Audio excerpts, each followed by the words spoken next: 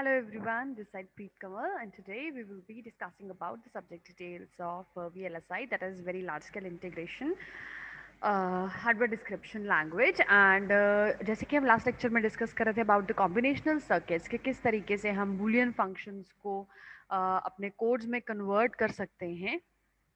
तो as we were discussing about that, तो आज हम लोग डिस्कस करेंगे अबाउट द सीक्वेंशियल सर्किट्स कि किस तरीके से हम लोग सीक्वेंशियल सर्किट्स के साथ वर्क कर सकते हैं एंड सीक्वेंशियल सर्किट्स क्या होते हैं और उनके कोडिंग्स जो हैं वो किस तरह से हम लोग कर सकते हैं। तो this we will discuss today. तो सीक्वेंशियल सर्किट्स क्या होते हैं? The digital circuits considered so far have been combinational. तो अभी तक हमने जितने भी सर्किट्स यूज किए हैं, डिजिटल सर्किट्स कंसिडर किए हैं, they are all combinational circuits. That is the output of such circuits at any instant of time depends upon the present inputs। तो जैसे कि हम लोगों ने डिस्कस किया था कि जो हमारे कॉम्बिनेशनल सर्किट्स होते हैं they are dependent upon the present input. जो प्रेजेंट इनपुट होती है वैसे ही हमें आउटपुट मिलती है, जिस जो हम इनपुट देंगे उसी के अकॉर्डिंगली हमें आउटपुट मिलेगी। जैसे कि हमने ग्रे कोड्स कन्वर्टर्स किए, पैरिटी चेकर्स किए, पैरिटी जनरेटर्स किए और भी जितने भी हमने कॉम्बिनेशनल सर्किट्स किए उन सब में the output was dependent upon the present input कि प्रेजेंटली व्हाट इज हैपनिंग, उसके accordingly the output was generated, right. लेकिन जब हम सीक्वेंशियल सर्किट्स की बात करते हैं तो उनके अंदर क्या चीज होती है? मेमोरी एलिमेंट्स होते हैं। कॉम्बिनेशनल सर्किट्स के साथ जब हम मेमोरी एलिमेंट्स को इंक्लूड कर देते हैं, या हम कह सकते हैं कि स्टोरेज एलिमेंट्स को इंक्लूड कर देते हैं in terms of the sequential logic, तो उसे हम बोल देते हैं सीक्वेंशियल सर्किट। जैसे कि यहाँ पे लिखा है, this is the combinational circuit, right. उसको एक इनपुट दी, उसके बाद उसके साथ मेमोरी एलिमेंट्स लगा दिए। अब मेमोरी एलिमेंट्स की जो आउटपुट है वो भी एज एन इनपुट जब कॉम्बिनेशनल सर्किट्स को जाएगी, तो then what output we will generate, that will be basically the sequential circuits output. तो जो स्टोरेज एलिमेंट है ना सीक्वेंशियल सर्किट्स, वो इस तरह के डिवाइसेस होते हैं that are capable of storing binary information, जिनके अंदर बाइनरी इंफॉर्मेशन को हम स्टोर कर सकते हैं।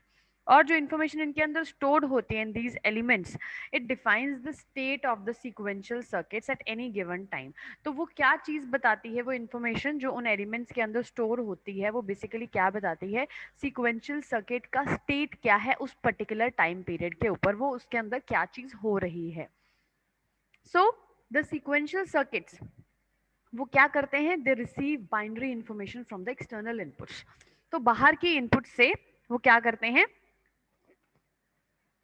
बाइनरी इंफॉर्मेशन को रिसीव करते हैं, right. So these inputs together with the present state of storage elements determine the value of the outputs.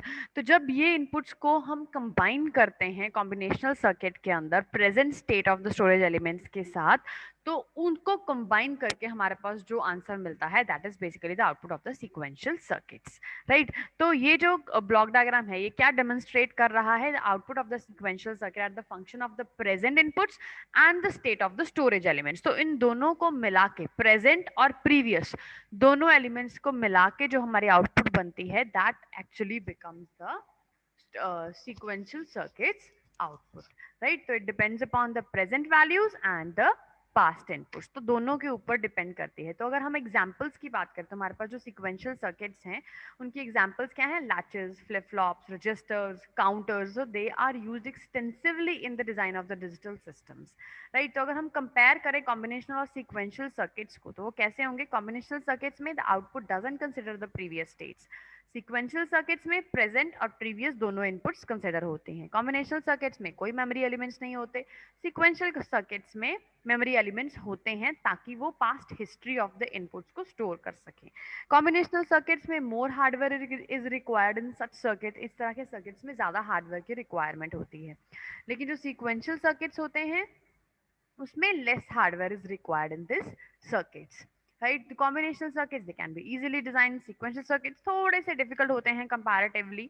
Combinational circuits they are speedy. Speedy क्यों होते हैं? बिकॉज प्रेजेंट इनपुट उनको दी, प्रेजेंट आउटपुट आ गई। लेकिन sequential circuits में they have less speed than combinational circuits, because उसमें उन्होंने present और पास्ट दोनों को कंबाइन करना होता है, राइट। कॉम्बिनेशन सर्किट्स थोड़े से कॉस्टली होते हैं, लेकिन सीक्वेंशियल सर्किट्स आर चीपर। तो अगर कॉम्बिनेशन सर्किट में फंक्शनल ब्लॉक डायग्राम की बात करें तो x1 x2 इनपुट दी, y1 y2 आउटपुट आ गई, सिंपल कॉम्बिनेशनल सर्किट बन गया। अगर हम सीक्वेंशियल सर्किट्स की बात करते हैं तो यहाँ पे कॉम्बिनेशनल सर्किट्स के साथ मेमोरी एलिमेंट्स जो है वो एड ऑन होता है, प्रेजेंट इनपुट और प्रीवियस इनपुट के साथ हम आउटपुट मिलती है। इसमें क्लॉक सर्किट्स यूज नहीं होते हैं कॉम्बिनेशनल सर्किट्स में। सीक्वेंशियल सर्किट्स में they are necessary to use clock circuits. इसमें फीडबैक पाथ नहीं होता है, इसमें फीडबैक पाथ होता है। और इसके एग्जांपल्स हैं adders, subtractors, code converters, comparators, multiplexer, demultiplexers, encoder, decoder, जो हम लोगों ने अभी तक किए। अब सीक्वेंशियल सर्किट्स जो हम आगे करने वाले हैं, serial adders, flip flops, counters, registers, latches, ये सारे क्या हैं हमारे सीक्वेंशियल सर्किट्स हैं। सीक्वेंशियल सर्किट्स में भी हमारे पास दो तरह के सर्किट्स होते हैं, सिंक्रोनस सीक्वेंशियल सर्किट्स और असिंक्रोनस सीक्वेंशियल सर्किट्स। तो इन दोनों में भी जो डिफरेंस है वो भी हम लोग डिस्कस कर लेते हैं कि सिंक्रोनस सीक्वेंशियल सर्किट्स क्या होते हैं। The memory elements are used as clocked flip flops in these circuits. तो इनके अंदर जो मेमोरी एलिमेंट्स हैं वो क्लॉक्ड फ्लिप फ्लॉप्स की तरह यूज किए जाते हैं। सिंक्रोनस में या असिंक्रोनस में मेमोरी एलिमेंट्स आर अनक्लॉक्ड और उनमें सिर्फ टाइम डिलेज यूज किए जाते हैं, उसमें सिंक्रोनस क्लॉक्स यूज नहीं की जाती हैं। इनकी जो ऑपरेटिंग स्पीड है वो क्लॉक के ऊपर डिपेंड करती है।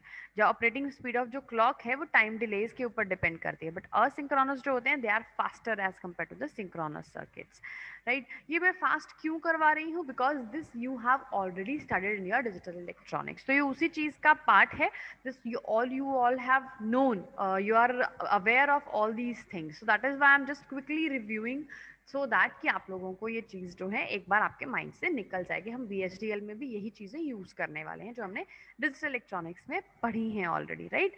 तो मेमोरी एलिमेंट्स यहाँ पे they depend upon the change in the input signal due to the activation of the clock signal. अब सिंक्रोनस सीक्वेंशियल सर्किट्स के अंदर जब तक क्लॉक सिग्नल एक्टिवेट नहीं होगा तब तक मेमोरी एलिमेंट जो है उसकी वजह से इनपुट सिग्नल पे चेंजेस नहीं आएंगे, राइट। तो क्लॉक सर्किट को काम करना बहुत ज़्यादा ज़रूरी है सिंक्रोनस सीक्वेंशियल सर्किट्स के अंदर। लेकिन यहाँ पे किसी भी मूवमेंट पे मेमोरी एलिमेंट जो है वो चेंजेस कर सकता है। These circuits are easy to design, they are little bit difficult asynchronous sequential circuits. तो ये हम ऑलरेडी पढ़ चुके हैं।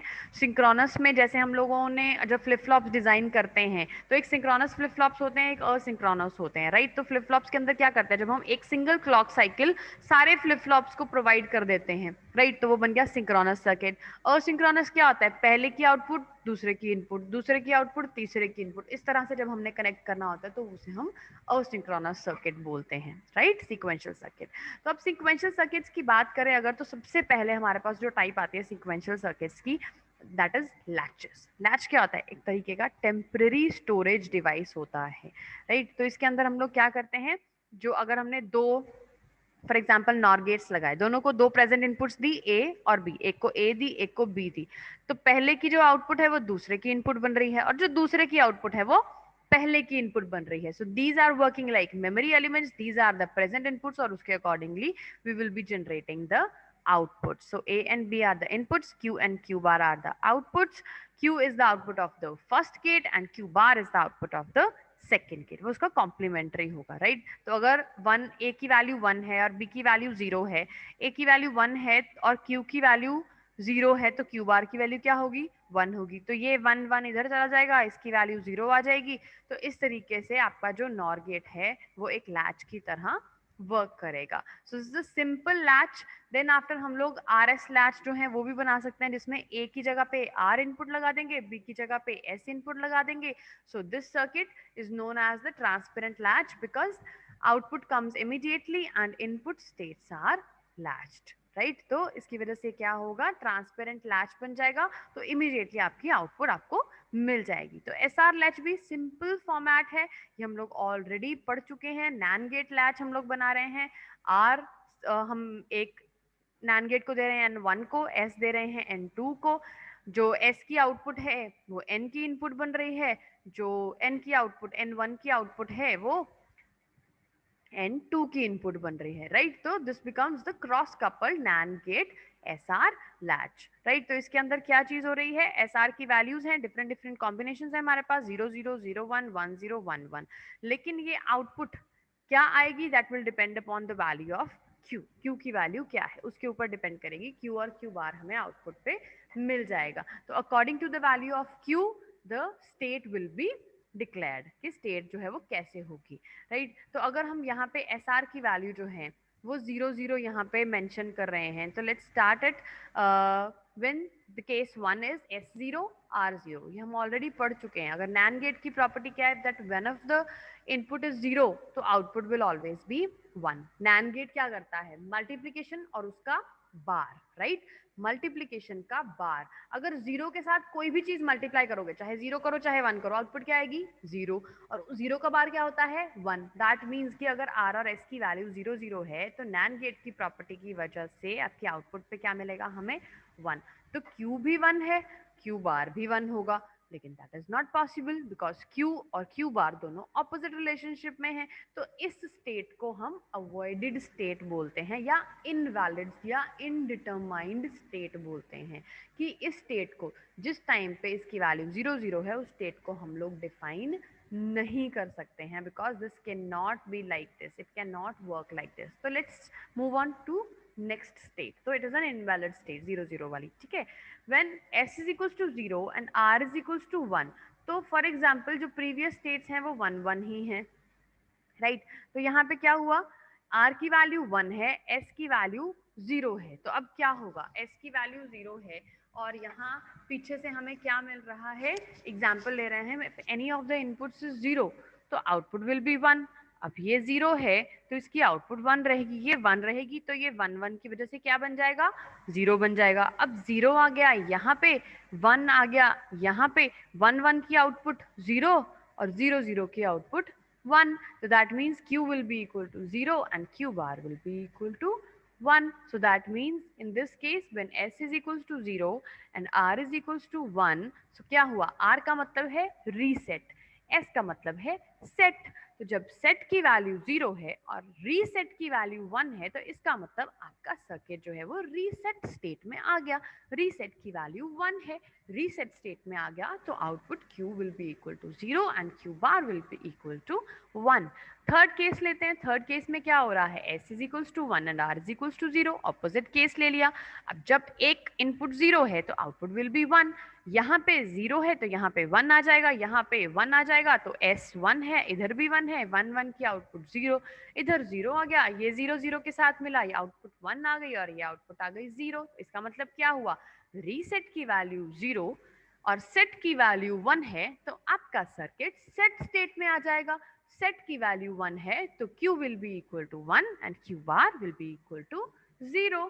तो इस कंडीशन के अंदर when R is equals to 0 and S is equals to 1, तो your state is equal to set state, right? तो set state में Q की वैल्यू 1 है और Q बार 0 है। नेक्स्ट स्टेट आ गई हमारी S is equals to 1 and R is equals to 1। अब दोनों केसेस 1 है, अब दोनों केसेस 1 है तो क्या होगा, ये भी एक स्पेशल केस बन जाएगा। तो इस स्पेशल केस में क्या लेंगे हम, लास्ट डेटा स्टोर्ड को कनेक्ट करेंगे, को कंसिडर करेंगे कि लास्ट डेटा कौन सा स्टोर हुआ था, right. For example last data था 0 तो क्या होगा, दोनों में 1 1 है, एक तरफ 0 चला गया, जब 0 1 का कॉम्बिनेशन आएगा तो 0 1 के कॉम्बिनेशन में आउटपुट विल बी 1, तो इधर 1 1 आ जाएगा, 1 1 के कॉम्बिनेशन में आउटपुट विल बी 0, तो output will B 0 and 1। That means कि जब हम बात करते हैं केस नंबर 4 की तो उस टाइम पे क्या चीज हो रही है, R की वैल्यू भी 1 है, यहाँ पे करेक्शन कर लेना, S की वैल्यू भी 1 है, R is equals to 1, S is equals to 1, तो जो आउटपुट है वो किसके बराबर आएगी, exactly like the previous input, ठीक है। जब दोनों की वैल्यू 1 1 होगी, ऑब्वियसली जब हम नैंड गेट की बात करते हैं, एक इनपुट अगर 1 है तो output will depend upon the second input, right. तो अब यहाँ पे देखिए क्या हो रहा है, अगर मैंने कंसिडर किया Q की वैल्यू 0 है यहाँ पे, ठीक है, तो अगर Q की वैल्यू यहाँ पे 0 है तो 0 इस साइड गया, 0 1 के साथ मल्टीप्लाई हुआ, आउटपुट आई 0 0 का बार 1, तो यहाँ पे आ गई 1, यहाँ पे 1 चला गया, 1 को 1 से मल्टीप्लाई करेंगे तो 1, आउटपुट विल बी 0। तो दैट मीन्स जो पहले की आउटपुट थी वही सेम आउटपुट रहेगी। 0 0 वाला केस इनवैलिड, रीसेट की वैल्यू 0 होगी तो आउटपुट, रीसेट की वैल्यू 1 होगी तो output will B 0, Q will be 0, reset state. Set S की वैल्यू 1 होगी तो set state, set state means आपकी क्यू की वैल्यू 1 हो जाएगी, क्यू बार 0 हो जाएगा।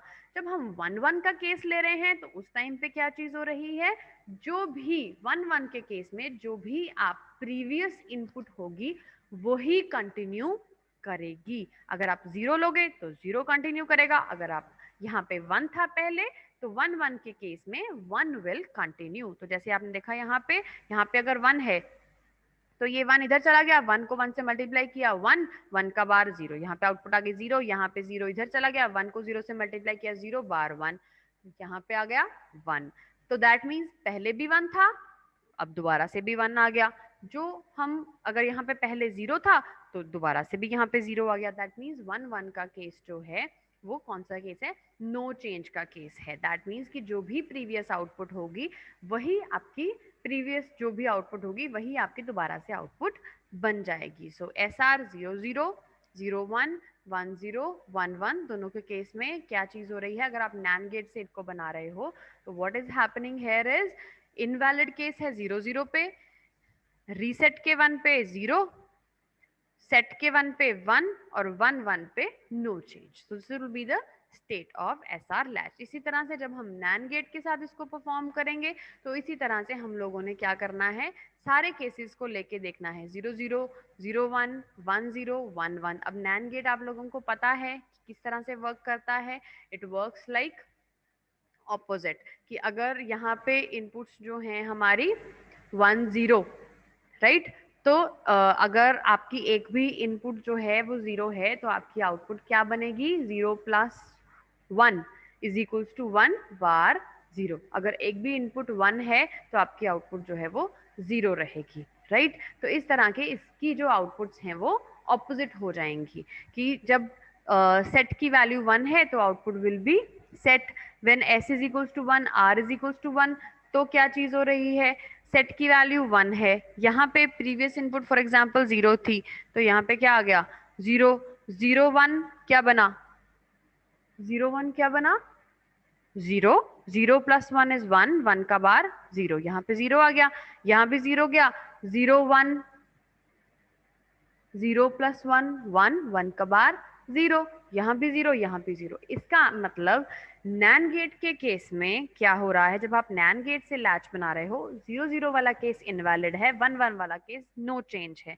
लेकिन जब आप नॉर गेट से लैच बना रहे हो तो 0 0 वाला केस नो चेंज है और 1 1 वाला केस इनवैलिड है, right. This will be the difference, बाकी सब कुछ सेम रहेगा। इसी तरीके से अगर हमने इसका कोड डिजाइन करना हो तो कैसे करेंगे, library IEEE use IEEE dot standard underscore logic underscore 1164 dot all entity JK flip flop बना रहे हैं अगर हम, वो JK clock reset ये इनपुट टाइप स्टैंडर्ड लॉजिक है, Q आउटपुट टाइप है, एंड किया एंटिटी को architecture behaviour of JK flip flop, signal लिया स्टेट नाम का स्टैंडर्ड लॉजिक टाइप का है, सिग्नल लिया वैल्यू ये स्टैंडर्ड लॉजिक वेक्टर है 1 डाउन टू 0, बिगिन किया प्रोसेस क्लॉक और रीसेट पे, वैल्यू में कौन सी वैल्यू आ रही है, जे एंड के, जे की वैल्यू और के की वैल्यू को क्या कर देंगे, कंकैटिनेट कर देंगे, कंबाइन कर देंगे आपस में, पहले जे की वैल्यू लेंगे फिर के की वैल्यू लेंगे, जैसे हम लेते हैं 0 0 0 1 1 0 1 1, ठीक है, तो वही वाली वैल्यूज जो है वो वैल्यू के अंदर आ जाएगी। अगर रीसेट की वैल्यू 1 है तो स्टेट विल गेट 0, तो आउटपुट आपकी स्टेट जो है वो हमेशा के लिए 0 हो जाएगी। अदरवाइज आप क्लॉक इवेंट चेक करोगे और clock is equals to 1 check करोगे, जब क्लॉक की वैल्यू 1 होगी यानी कि क्लॉक एक्टिवेट होगी तो उस टाइम पे केस वैल्यू पे क्या काम करेगा, जेके की वैल्यू अगर 1 1 है तो state gets the value of not of state, तो वो बार में आ जाएगा। अगर जेके की वैल्यू 1 0 है आउटपुट 1, 0 1 पे 0, अदर्स पे नहीं आएगी, कोई भी आउटपुट जो है वो नहीं आएगी। When case and if and process, और क्यू की वैल्यू किसके बराबर है, स्टेट के बराबर, जो भी स्टेट की वैल्यू है वही क्यू की वैल्यू रहेगी, and this behaviour will be ended here, right. इस तरीके से आप जेके फ्लिप फ्लॉप बना सकते हैं। अगर आप केस स्टेटमेंट से नहीं बनाना चाहते हैं, प्रोसेस स्टेटमेंट से नहीं बनाना चाहते हैं, इफ एल्स स्टेटमेंट से बनाना चाहते हैं, स्टार्टिंग सेम वैसे ही रहेगी, सिग्नल टेम्पररी ले लिया, एक स्टैंडर्ड लॉजिक बिगिन किया प्रोसेस को क्लॉक और रीसेट के साथ, रीसेट की वैल्यू वैसे ही चेक करेंगे, टेम्पररी 0 बन जाएगा, क्लॉक इवेंट चेक करेंगे, if j is equals to 1 and k is equals to 1, then temp is not equal to not temp. Else if j की वैल्यू 1 है, k की 0 है, temp 1 है, j की वैल्यू 0 है, k की वैल्यू 1 है, temp 0 है, तो temp gets the value of temp. तो end process q की वैल्यू, q में कौन सी वैल्यू आ जाएगी, टेम्पररी जो वेरिएबल आपने बनाया उसकी वैल्यू आ जाएगी q के अंदर. सो इन दिस वे आपका jk फ्लिप फ्लॉप वर्क करेगा. And you all know rs flip flop कैसे वर्क करता है, jk फ्लिप फ्लॉप कैसे वर्क करता है, t d सारे फ्लिप फ्लॉप्स आप लोगों को पता है. तो उसी तरीके से जैसे ये फ्लिप फ्लॉप्स वर्क करते हैं, अब टी फ्लिप फ्लॉप कैसे वर्क करता है, इसका सर्किट डायग्राम कुछ इस तरह का होता है, कुछ इस तरह का इंटरनल स्ट्रक्चर होता है. यहाँ पे हमने लैच लगाई होती है और उससे पहले हम लोग क्या यूज करते हैं, इस तरह से फ्लिप फ्लॉप का सिग्नल यूज करते हैं. तो टी फ्लिप फ्लॉप जो है वो किस तरह से वर्क करता है, जे के फ्लिप फ्लॉप को ही हम लोगों ने क्या किया होता है, जे और के को जब हमने कंबाइन कर दिया तो वो क्या बन गया आपका टी फ्लिप फ्लॉप बन गया. तो इस तरह से हम उनका लॉजिक सिंबल बनाते हैं और ये बनाते हैं उसका internal structure. This you all have studied in your digital electronics, right. तो इसके अंदर अगर इनपुट क्लॉक अप है, मतलब उसकी वैल्यू 0 to 1 जा रही है, 0 to 1 जा रही है, और t की वैल्यू अगर 0 होगी तो output will be equal to the previous state, no change. अगर t की वैल्यू 1 होगी तो output will be equal to q bar यानी कि टॉगल. तो t फ्लिप फ्लॉप हमें पता है कि कैसे वर्क करता है. अगर t की वैल्यू 0 है, राइट, तो इसका मतलब जो आउटपुट है वो जैसी थी वैसी ही रहेगी. क्लॉक सिग्नल चेंज हो रहा है, आउटपुट सेम चल रही है. टी की वैल्यू जैसे ही 1 हुई तो प्रीवियस जो भी आउटपुट थी, अगर 0 थी तो वो 1 हो जाएगी, अगर 1 थी तो वो 0 हो जाएगी. It will toggle. कब टॉगल होगी, जब आपका clock signal will change from 0 to 1, right. तो this is the clock signal, this is the T signal, this will be the output. जब t की वैल्यू 0 है तो नो चेंज, जब t की वैल्यू 1 है तो टॉगल, t की वैल्यू 0 है तो नो चेंज, t की वैल्यू 1 है तो टॉगल. लेकिन वो तब वर्क करेगा जब आपके क्लॉक सिग्नल का राइजिंग एज होगा, when your clock signal will be changing from 0 to 1, when it will be at rising edge. तो इसका अगर हम लोगों ने बनाना हुआ कोड तो हम कैसे बनाएंगे, library IEEE, use IEEE, entity T flip flop is, port लिया टी, क्लॉक रीसेट, आउटपुट लिया क्यू और क्यू बार, ये इनपुट टाइप हो गया स्टैंडर्ड लॉजिक, ये आउटपुट टाइप हो गया end T flip flop. Architecture behaviour of T flip flop is, signal लिया टेम्पररी स्टैंडर्ड लॉजिक टाइप का, बिगिन किया प्रोसेस क्लॉक और रीसेट पे, बिगिन किया. इफ रीसेट की वैल्यू 1 है तो टेम्पररी में क्या जाएगा 0, अगर क्लॉक इवेंट और क्लॉक की वैल्यू 1 है देन, और उसके बाद अगर t की वैल्यू 1 है तो temporary will be equal to not temporary, यानी कि आउटपुट में क्या चीज जाएगी, bar of temporary. Else temp will be equal to temp, मतलब अगर t की वैल्यू 1 है तो वो बार में आ जाएगी उसकी आउटपुट, अगर t की वैल्यू 0 है तो फिर नहीं आएगी, राइट. t की वैल्यू 0 है तो वो एज इट इज रहेगा. And if and process q में टेम्प की वैल्यू आ जाएगी और q बार में नॉट टेम्प की वैल्यू आ जाएगी, right. So this is the truth table and excitation tables of all the flip flops कि उसमें किस तरीके से हम वर्क कर रहे हैं. SR के केस में क्या आउटपुट्स आ रही हैं, 0 0 पे नो चेंज, 0 1 पे रीसेट, 1 0 पे सेट, 1 1 पे इनडिटरमिनेट, जब हम बात कर रहे हैं नॉर गेट लैच की, राइट. नैंड गेट में ऑपोजिट. प्रेजेंट स्टेट और नेक्स्ट स्टेट के अकॉर्डिंगली जो हमारी इनपुट्स हैं वो किस तरह की होनी चाहिए, राइट. तो ये एक्साइटेशन टेबल, इसे बोलते हैं ट्रुथ टेबल, इसे बोलते हैं एक्साइटेशन टेबल. इसमें क्या हो रहा है, Qn+1, प्रेजेंट स्टेट 0 है, नेक्स्ट स्टेट भी 0 है. अगर S की वैल्यू 0 है तो क्या होगा, रीसेट की वैल्यू कुछ भी हो, प्रेजेंट स्टेट अगर 0 है तो नेक्स्ट स्टेट भी 0 ही रहेगी. अगर सेट की वैल्यू 1 है तो प्रेजेंट स्टेट 0 अगर है तो नेक्स्ट स्टेट विल बी 1. अगर सेट 1 हुआ तो नेक्स्ट स्टेट 1 हो जाएगी, प्रेजेंट स्टेट अगर 0 होगी तो नेक्स्ट स्टेट 1 हो जाएगी, प्रेजेंट स्टेट कुछ भी होगी नेक्स्ट स्टेट 1 रहेगी सेट के केस में. और अगर ये रीसेट का केस है तो क्या होगा, प्रेजेंट स्टेट अगर 1 है तो नेक्स्ट स्टेट 0 हो जाएगी. और अगर S की वैल्यू हमें नहीं पता है और 0 की वैल्यू और रीसेट की वैल्यू 0 है तो अगर प्रेजेंट स्टेट 1 है तो नेक्स्ट स्टेट भी 1 ही रहेगी. तो प्रेजेंट और नेक्स्ट स्टेट के accordingly we can make the excitation tables, right. तो इसमें क्या चीज बोल रहा है, प्रेजेंट स्टेट में क्या है, क्यू केस 1 ले रहे हैं, प्रेजेंट स्टेट की वैल्यू 0 है, अगर हमें नेक्स्ट स्टेट की वैल्यू 0 चाहिए तो हमें क्या लिखना पड़ेगा, S और R की वैल्यूज उसके अकॉर्डिंगली देनी पड़ेंगी, राइट. तो अगर हमें एक्साइटेशन टेबल का मतलब है कि जो हमें चाहिए उसके अकॉर्डिंगली हम लोग किस तरीके से अपने सर्किट को डिजाइन कर सकते हैं। अगर आर की वैल्यू 0 या 1 है बट एस हमेशा 0 है, S if S is always 0 और आर की वैल्यू 0 या 1 है, उसमें चेंज हो रही है, तो आपकी प्रेजेंट स्टेट और नेक्स्ट स्टेट इस तरीके से डिफाइन होगी। अगर एस की वैल्यू ऑलवेज 0 है, आर की value is changing from 0 to 1, तो क्या होगा, अगर आर की वैल्यू 0 है तो there will be no change, अगर आर की वैल्यू 1 है तो इट विल बी 0, आउटपुट जो है आपकी 0 हो जाएगी। इसी तरीके से हम इनके डिफरेंट केसेस जो है उनको डिस्कस कर सकते हैं, राइट। राइट, तो इसी तरीके से हम लोग बहुत सारे केसेस इसके डिस्कस कर सकते हैं कि अगर s की वैल्यू 1 है, r की वैल्यू 0 है तो आउटपुट विल बी सेट, अगर s की वैल्यू 0 है और r की वैल्यू 1 है तो output will B reset, right. और अगर इसमें s में चेंजेस हो रहे हैं, r की वैल्यू सेम रह रही है, तो इफ s इज 0, r हमेशा 0 है और s की वैल्यू अगर 0 है तो there will be no change, s की वैल्यू अगर 1 है तो इट विल बी 1। तो इस तरीके से हम एक्साइटेशन टेबल्स बना सकते हैं, ट्रुथ टेबल बना सकते हैं, केसेस डिस्कस कर सकते हैं कि हमें क्या चीज चाहिए और उसके अकॉर्डिंगली हमें एस और आर की वैल्यूज क्या रखनी है। इसी तरीके से हम जेके फ्लिप फ्लॉप्स का भी ट्रुथ टेबल और एक्साइटेशन टेबल्स जो हैं उनको बना सकते हैं, राइट, कि हमारी प्रीवियस वैल्यू क्या है और हमें आउटपुट पे क्या चीज चाहिए। उसके अकॉर्डिंगली अगर फर्स्ट केस की हम लोग बात करें, क्यू एन 0 यानी कि प्रेजेंट स्टेट 0 है एंड वी वांट कि नेक्स्ट स्टेट भी 0 ही रहे यानी कि नो चेंज आए, तो हमें क्या करना पड़ेगा, जे की वैल्यू को जेके की वैल्यू को 0 0 रखना पड़ेगा, राइट। और इफ वी वांट कि ये चीज रीसेट हो जाए तो k की वैल्यू को 1 करना पड़ेगा, j will be equal to 0। Second case में इफ वी वांट कि 0 to 1 हो जाए, वैल्यू 0 to 1 हो जाए, तो उसके लिए व्हाट वी कैन डू, कौन कौन से स्टेट्स में ये चीज पॉसिबल है। एक केस जिसमें jk की वैल्यू 1 0 है, उसमें ये चीज सेट हो जाएगी, तो उससे 0 से 1 चले जाएगी। दूसरा केस क्या है कि अगर हम jk की वैल्यू दोनों को 1 1 कर दें तो वो output will be in toggle state, तो अगर 0 होगी तो 1 हो जाएगी, अगर 1 होगी तो 0 हो जाएगी, राइट। ये देखो यहाँ पे भी वही चीज हो रही है, ठीक है। अगर प्रेजेंट स्टेट 1 है, आउटपुट हम 0 0 चाहते हैं, तो what we have to do, या तो jk की वैल्यू को 0 1 कर दो तो वो रीसेट हो जाएगा, या फिर jk की वैल्यू को 1 1 कर दो तो वो टॉगल हो जाएगा। तो दोनों केसेस के अंदर आपकी प्रीवियस स्टेट 0 और प्रेजेंट स्टेट जो नेक्स्ट स्टेट है आपकी वो सॉरी प्रेजेंट स्टेट 1 और नेक्स्ट स्टेट आपकी 0 हो सकती है।